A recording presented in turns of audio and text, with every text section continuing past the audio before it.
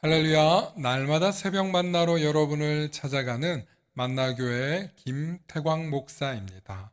오늘도 하나님의 말씀을 통해 하나님의 나라와 의를 구하며 이 세상을 아름답게 만들어 가시는 저와 여러분들 되시길 소망합니다.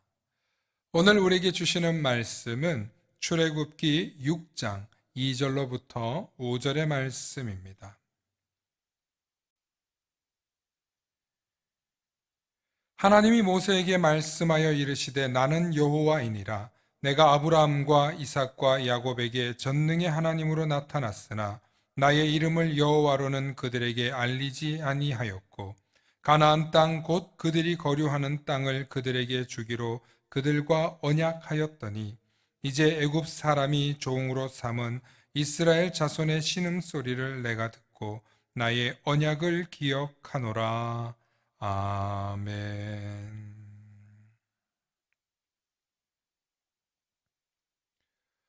오늘은 명절의 본질과 의미라는 제목으로 말씀의 은혜 나누고자 합니다. 다음 이야기는 충신교회 원로 목사님이신 박종순 목사님께서 하신 말씀입니다. 세배란 새해가 되면 새 옷을 갈아입고 웃 어른에게 절을 하는 전통적 예절입니다. 세뱃돈을 받기도 하고 덕담을 듣기도 합니다. 성경 안에는 절을 금한 예도 있고 절을 한 예도 있습니다.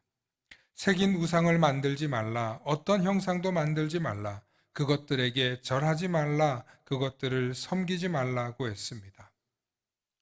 그것은 우상을 만들거나 섬기지 말라는 뜻에서 하신 말씀입니다. 우상은 비인격체이며 물질이고 수제품입니다. 즉, 그런 것들을 섬기거나 절하지 말라고 말씀하신 것입니다. 그러나 절을 한 경우도 있습니다. 요셉의 형들이 양식을 구하러 애굽에 들어갔습니다. 그때 이미 요셉은 애굽의 총리였습니다. 형들은 그 사실을 모르고 있었고 요셉의 형들이 와서 그 앞에서 땅에 엎드려 절함에 총리에게 존경과 예의를 표한 내용이 나옵니다. 또 다니엘이 바벨론 왕 느부갓네살의 꿈을 해석한 뒤 왕이 다니엘에게 엎드려 절하고 예물과 향품을 주도록 했습니다. 다니엘의 영적 권위와 지혜의 예의를 표한 것입니다. 아기 예수를 찾아온 동방 박사들도 엎드려 아기께 경배하고 보배합을 열어 황금과 유향과 모략을 예물로 드렸습니다.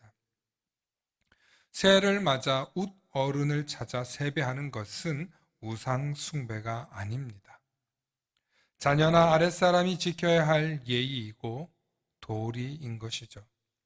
그러나 세배보다 중요한 것은 평소에 부모에게 효도하고 웃 어른을 존경하는 것입니다. 이보다 더 중요한 것은 내 영혼을 지으시고 나를 존재하게 하신 하나님을 믿고 섬기고 높이는 것입니다. 하나님을 창조주 아버지로 인정하고 순종하는 생활 신앙이 더 소중합니다. 설날에 웃어른을 찾아뵙고 세배하는 것은 전혀 문제될 것이 없습니다. 오히려 대한민국 사람이라면 누구나 자녀들에게 잘 계승해야 할 우리 민족의 고유의 전통인 것입니다. 또 명절이 되면 이 제사의 문제로 많은 갈등이 생기곤 합니다. 왜 제사를 드리느냐?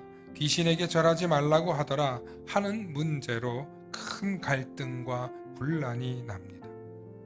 한국 교회는 크게 두 가지 유형의 교회들이 있습니다. 하나는 전통과 예의를 중시하고 그 민족의 문화를 존중하라고 가르치는 유형의 교회가 있습니다. 그런데 일부 선교사들이 가르친 것도 아님에도 불구하고 한국인들 스스로 제사 문화는 무조건 나쁘다, 절하는 행위는 미신행위다 라고 잘못 가르쳐서 그것을 그대로 따라하는 유형의 교회들도 있습니다. 심지어 죽은 조상에게 절하는 것은 귀신에게 절하는 것이라며 잘못 가르친 일부 몰지각하고 무식한 목사들 때문에 이 한국교회는 돌아가신 조상이 우상이라는 이상한 공식이 생겼습니다. 그런데 오늘 본문처럼 하나님께서 모세를 부르실 때 분명히 말씀하십니다. 내가 아브라함과 이삭과 야곱에게 전능의 하나님으로 나타났다고 말씀하십니다. 이후로도 여러 번 수차례 하나님이 누구시냐 하는 질문에 아브라함과 이삭과 야곱의 하나님임을 기록합니다. 즉 너희 조상들의 하나님이다 라는 뜻입니다. 이 이야기는 그의 후손들이 자신들의 조상을 기억하고 그들의 이름을 부르며 그들의 족보를 모신 상태에서 하나님께 제사를 드렸음을 알 수 있습니다. 구약뿐만 아니라 신약에서도 그러합니다. 지금도 유대인들 중에는 아론의 후손, 여호수아의 후손 등등 자신들의 조상이 누구셨다는 것을 기억하며 그들을 모신 채 하나님께 예배를 드리는 유대인들이 있습니다. 제사의 본질은 하나님께 드리는 것이지만 자녀들이 자신의 조상을 기억하는 것 역시 귀한 일입니다. 물론 하나님을 알지 못했던 조상과 부모님이라 할지라도 그분들이 계셨기에 우리가 존재하고 살아가고 있다는 것은 하나님의 창조 질서를 우리가 잘 이해해야 하는 것입니다. 신앙적 이유와 핑계를 대고 부모님을 모시지 않거나 조상을 모시지 않으려고 하는 것은 마치 예수님께서 불같이 화내시며 비판하셨던 유대인들의 고르반 행위와 같은 것이라고 볼 수 있습니다.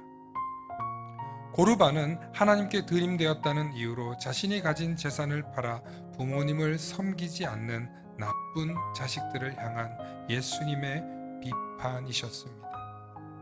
부모를 공경하지 않으면서 제사만 지내는 것도 문제이지만 신앙을 핑계로 제사를 피하는 것 역시 가정의 갈등을 만드는 매우 어리석은 행동입니다.